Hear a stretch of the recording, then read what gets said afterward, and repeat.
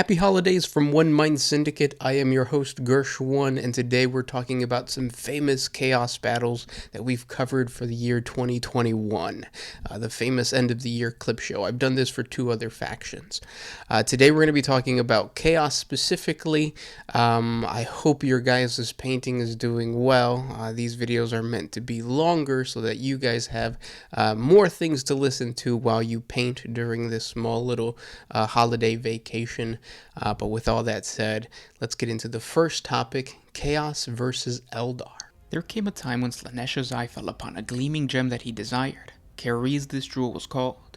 An Eldar craft world, rich in souls, and drifting dangerously close to the Eye of Terror. The Eldar of the craft world of Kari were defiant against the onslaught of chaos. Each Eldari warrior that walked the halls of this ancient spacecraft was educated on the power and glory of the Eldar Empire of old.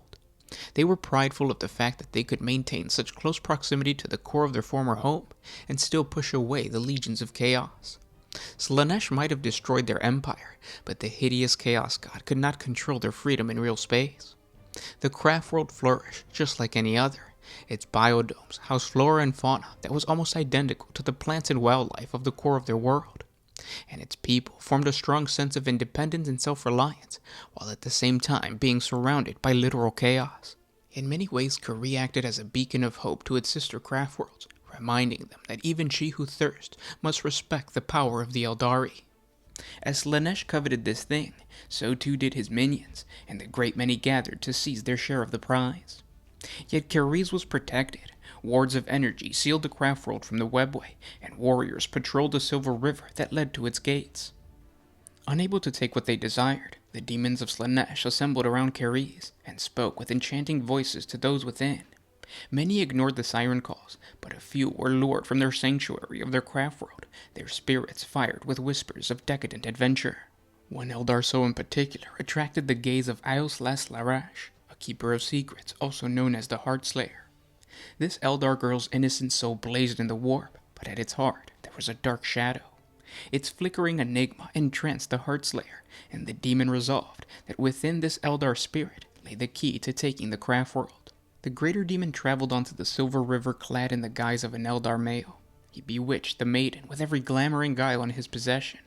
She loved her new companion as only an Eldar can love, and in time the Heartslayer persuaded her to return with him to her home. With his unnatural presence hidden in the love of the Eldar, Heartslayer was able to pass through the barriers of Kariz, where he waited, seeking the opportunity to strike. The great portal that led to the Silver River was held fast by a psychic key, which lay in the possession of the maiden's father, an Autarch of Kariz. While the Eldar slumbered, Heartslayer stole the key from about his neck and opened the wards upon the webway. As a vicious flock, the demons of Slaanesh descended upon Kariz. Demonettes fell upon the Aspect Shrine with illusion and claw, and cast over the altars of Twisted Cane. The mask weaved her deadly dance with the howling banshees, ever eluding their glowing blades as she cut and slashed with every dexterous claw. Huntresses mounted on their serpentine steeds ran rampant through the arcing forest domes, tearing apart green-clad guardians. Though shurikens and warp energy tore the air, the chilling cries of the demonettes did not diminish, but instead grew in strength as more and more of their kind rushed through the broken gateway. At the peak of battle, Heartslayer showed his true form, a mighty creature that towered over the Eldar, and they fled from his terrifying form. The Keeper of Secrets was drawn to the heart of Kariz, where still slumbered the Avatar of Cain, the incarnation of Kariz's warrior spirit. Heartslayer gloated over the god's dormant form, and ran his claws over the cold iron of its body. Inert and helpless, the Avatar sat motionless, unmoved by the greater demon's caress. But then some spark awoke in the Avatar spirit, roused by the death and destruction created upon his craft world. Fueled by the instinct to kill and destroy, the Avatar blazed into life and seized the Heartslayer in his unbreakable grip. With the laughter, the greater demon sheared off the bloodied fist about his throat and blinded the Avatar with swift strikes to his burning eyes. Its heat crackled over the Keeper of Secrets' immortal flesh and washed through his spirit, invigorating his desire to possess this thing. Awakened but untamed, the Avatar was a soulless thing, and the Heartslayer saw an opportunity in his hollowness. The greater demon invested himself into the shell of the Avatar and perverted it from within. And now bursting forth with a borrowed form, the Keeper of Secrets blazed with sacred fire. Led by their burning demigod, The demons of Slaanesh gorged themselves on the Eldar of Kariz for many days and nights. Thousands fell to their insatiable thirst, and Slaanesh finally claimed his prize. And so now the craft world of Kariz drifts in the outer eddies of the Eye of Terror, empty and desolate, its corridors still ringing with the death cries of its people and the laughter of its slayer. Now let's get to another great battle of Chaos versus the Necrons. The Necrons are no strangers to fighting a psychically powerful enemy. As a matter of fact, they have the most experience fighting the forces of the Immaterium. As 60 million years ago, the Necrons waged a war in heaven against the Old Ones, an ancient race whose mastery over the Immaterium was so powerful that they created the Webway, a feat that no other intelligent species has been able to accomplish. And they also were able to biologically engineer psychically powerful warrior races like the Eldar and the Krork. Not having psychic powers themselves, the Necrons developed technologies with the help of the Catan that would manipulate the warp and its energies. Using black stone, which is a very rare substance that possesses the ability to not only nullify the psychic energies of the Immaterium, but also absorb them and then redirect the energy in explosive ways. They utilized this material to build planet-destroying weapons and defensive structures that helped them win the war in heaven. Now, one of the first arguments against the Necrons' battle with Chaos is that the Old Ones cannot be compared to the demons of the Immaterium. And it's somewhat true, as the turmoil and chaos caused by so many psychically powerful races in the current galaxy has empowered the forces of Chaos, and they are much more aggressive and stronger than the Old Ones ever were. But the Necrons have been in this situation before. They've been the underdog. They were completely outgunned and outmaneuvered during the war in heaven, but somehow they still managed to use their physics-bending technology to eventually cause the enemy to flee the galaxy. And the Necrons of today's time are preparing to do the exact same thing. The only difference is that they already possess this technology, it's just sitting there waiting. All across the galaxy, the Necrons left behind pylon structures similar to the pylons on Cadia that were holding back the Eye of Terror. These defensive structures are capable of creating tetrahedral regions of space that are completely immune to the Immaterium. So while the forces of Chaos have relied on summoning warp storms that allow the Immaterium to bleed into real space and more of the legions of Chaos to invade a planet, the Blackstone pylons of the Necrons have the ability to clear the warp storm away, taking away Chaos's initiative. This is a counterattack used by the Necrons most recently in the Pariah Nexus, which shows how powerful the technology really is. Not only were the forces of Chaos affected, but every psychically sensitive being was reduced to an empty shell, almost as if their soul was completely erased. So no matter how powerful the Chaos demons are, it means nothing if they can't even get into real space. The major downside to this form of warfare is the logistics of the entire ordeal, because like I stated before, Blackstone is not readily available. Not only is it hard to find, but the other races like the Imperium of Man have begun to mine for this precious war material, meaning that the Necrons' war against Chaos will inevitably cause tension with the other major races, so Necron has to fight a war on multiple fronts. That and the dynasties have to use a lot of resources to reawaken and maintain the nullifying nexuses like the one we saw at the Pariah Nexus. The Necrons also seem to have the element of surprise on their side, because whenever these structures are discovered, the enemy doesn't seem to realize how powerful they truly are. It took Abaddon the Despoiler 13 attempts until he finally realized that he could simply destroy the pylons on Cadia and it would allow the warp portal to grow. 13 times.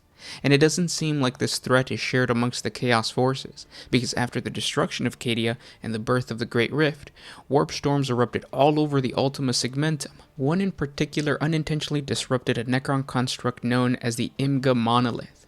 After spreading across 3 star systems, the warp storm designated as Cerberus was stopped by a perfect sphere of order created by this ancient construct. It didn't take long before the forces of Chaos bled out of the Immaterium and attempted to destroy the Necron monolith. Only the demons of Khorne, who presumably weren't affected by the psyker-canceling effects of the monolith, were able to assault the construct. This conflict became known as the Cerberus Wars, as the Necrons answered with the full military might of the Saltec dynasty. Their warships formed a defensive shield around the monolith as it absorbed the psychic energies from the warp storm and somehow recycled that energy to physically duplicate any Necron warship that made contact with it. This obviously made the Necron force grow massive in size, and the two factions battled on every world within 1400 Terran sols of the monolith. Humanity was forced to join the fight as many of these planets were formerly controlled by the Imperium. Unfortunately, they began to enact exterminatus on the majority of the bordering planets. Now, how powerful the Necron force will become from this conflict is of great concern to the Imperium of Man, but it highlights how prepared the Necrons are in the battle against the forces of chaos. This is just one of many possible war constructs sitting and waiting to be rediscovered by the Necron dynasties, and it proves that these constructs do much more than just simply nullify the warp like the pylons on Cadia. This isn't to say that no Chaos Force could defeat a Necron tomb world, as not all tomb worlds are built the same and they have access to different amounts of resources. A small Necron force on a fringe world or even a core world, for example, could get swept away by a demonic incursion, but the forces of Chaos would have a much harder time defeating a fully functional crown world. Emphasis on the fully functional, because as I stated in the beginning of the video, a Necron world that only has its most basic defense protocols is just a sitting duck. Such was the case for the tomb world of Vorkath, when the demon prince Sokath Voidmaw invaded the planet, and by the time the Necron Lord was awakened, his entire legion had already been corrupted by chaos. This corruption could also happen to a fully functional Necron force, as the protocols of the basic Necron warriors can be controlled by any malicious scrap code, just like chaos corrupts the machines of the Omnissiah or the drones of the Tau Empire, but it's harder to enact such a wide-scale corruption when the cryptex of a tomb world would be awakened and operational, defending their tomb world. And we're going to finish off with Chaos versus the Imperium in the epic Horus Heresy battle of the the walls of the Imperial Palace. One of the most significant battles of the Siege of Terra occurred when the forces of Chaos pushed the Imperial defenders back to the wall of the Imperial Palace. Imperial Army soldiers, Terran Planetary Defense Force, and even Space Marines died in the thousands trying to slow down the chaotic attack. Leading this terrible slaughter was the Primarch Angron of the World Eaters Legion, now a demon Primarch of the Blood God Khorne. The disgustingly mutated and dreadful-looking traitor stood forth before the walls of the palace, demanding that the Loyalists surrender, saying that they would be cut off, outnumbered, and defended a ruler unworthy of their loyalty. Seeing such a demonic and powerful-looking general, many of the human defenders would have surrendered to Angron, especially after seeing the sheer power of the forces of chaos that stood arrayed before them. But the cowards were halted by the Primarch Sanguinius, the winged and seemingly angelic leader of the Blood Angels Legion. His determination and will to defend the Imperial Palace breathed power and courage into the Loyalist army around him. The two Primarchs, once brothers, gazed at each other, perhaps communicating telepathically. Eventually, Angron withdrew from the gates of the Imperial Palace. A sinister grin fell upon the demon Primarch's face as he told his soldiers there would be no surrender. What was to follow was a seemingly never-ending bloodbath. And so the siege of the Imperial Palace began. 3 times the forces of chaos scaled the walls, and 3 times they were hurled back by Sanguinius and his Blood Angels. Outside the palace walls, Space Marines and Imperial Army forces, led by Jagatai Khan, the Primarch of the White Scars Legion, unsuccessfully tried to draw the bulk of the besiegers' army away from the Imperial Palace. Soon the outnumbered defenders were pushed back into the maze of corridors and bulwarks within the palace walls. Frustrated by his army's slow progress, Horus ordered the Legio Mortis, a traitor Titan legion, to demolish an entire section of the wall. Despite grievous losses, the Titan gouged open a breach into the Imperial Palace's defenses, which the traitors then flooded through.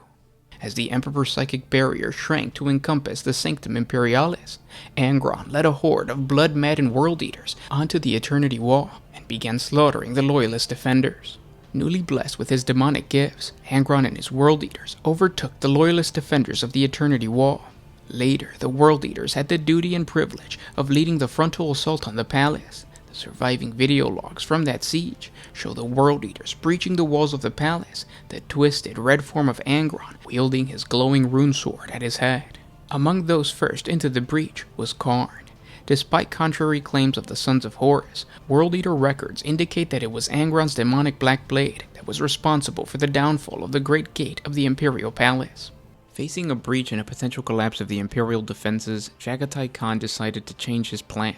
Rather than assaulting the almost invincible flanks of the Chaos Army, Khan redirected his highly mobile Space Marines and the surviving Loyalist tank divisions of the Imperial Army to the Lion's Gate spaceport. At dawn, the Khan's lightning raid caught the traitor garrison and the spaceport completely by surprise. They were able to reclaim the spaceport for the Imperium.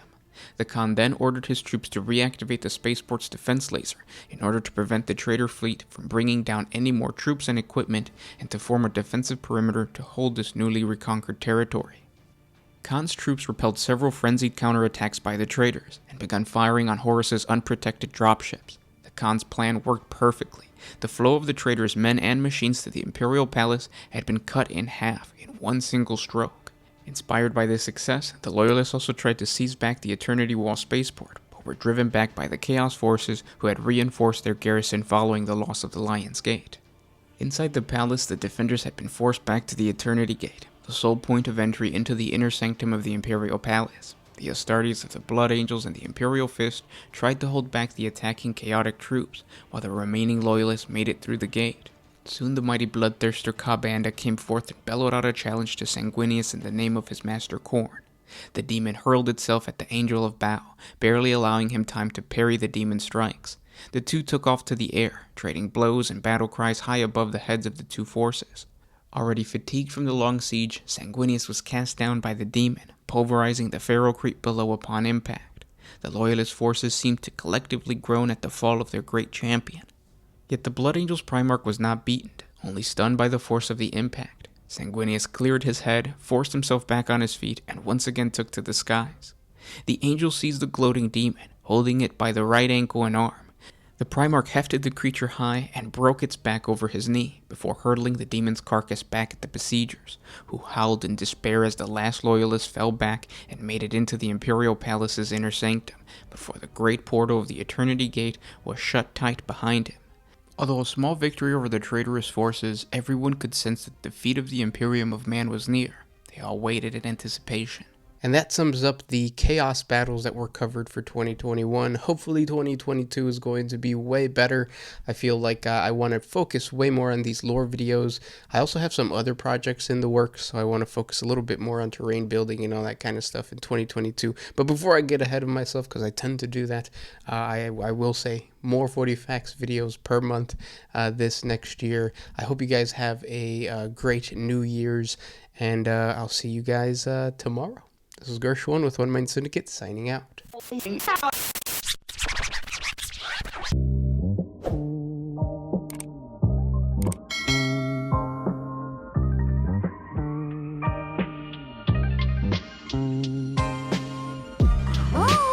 to put my freedom first, and then